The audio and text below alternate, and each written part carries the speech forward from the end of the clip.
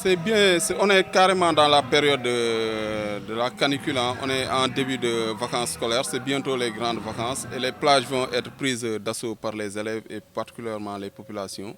Maintenant, nous sommes au niveau de la banlieue et à Guédiawaye.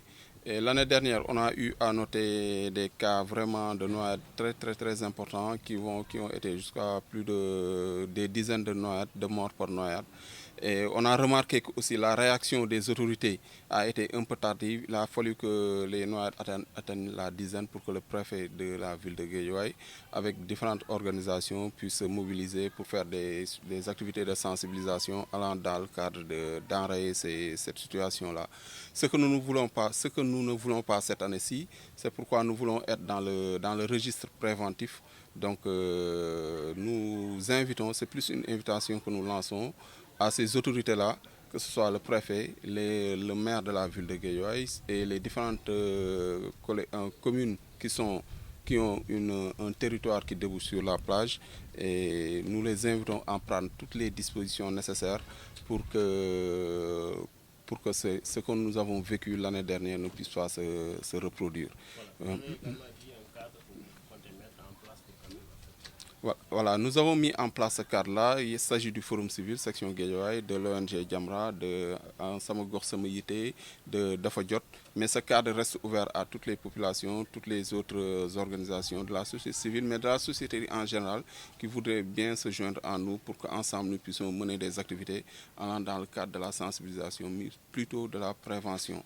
Parce qu'il faut aussi que les autorités puissent prendre leurs responsabilités. La plage au niveau de Guédiawaye, sur toute la côte, elle est interdite de baignade. Il n'y a qu'à Golfe Sud qu'on remarque qu'il y a des panneaux de signalisation qui indiquent carrément que la plage est interdite de baignade.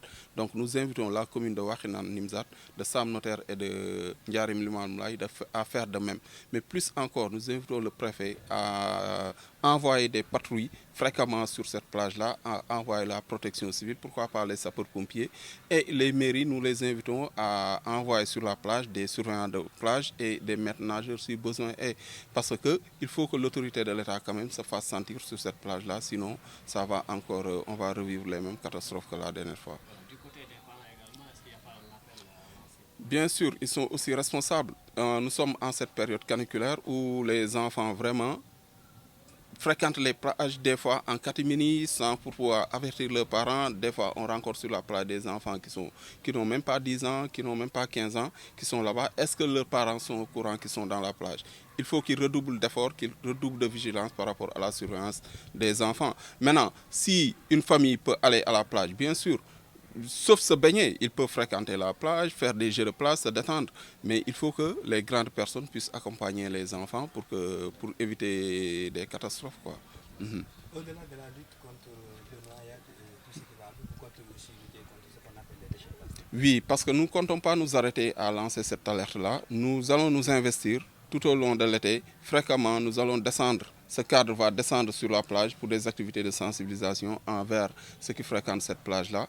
Et nous allons aussi nous investir humainement dans le sens environnemental en luttant contre les déchets plastiques parce que ceux qui fréquentent la plage boivent du café, des sachets d'eau, des bouteilles d'eau, tout ça est jeté sur la plage et nous savons ce que ça constitue comme danger environnemental. Nous comptons nous investir pour lutter contre ces fléaux-là. Alors, en tant que structure, quelles sont les stratégies que vous comptez mener autour de ces périodes? Voilà, c'est ce que nous avons dit. Nous allons faire des activités de sensibilisation. On va s'organiser pour descendre fréquemment, peut-être tous les 15 jours, voire tous les week-ends, si ça peut se faire, sur la plage, trouver ceux qui sont là-bas, ceux qui les fréquentent, et leur tenir un discours de sensibilisation, leur dire que la plage est interdite de baignade, mais pas de fréquentation. On peut la fréquenter, faire tout ce qu'on veut, se détendre, faire des jeux de plage et tout, mais éviter de se baigner dedans. Et ensuite, nous n'allons pas nous arrêter à cela.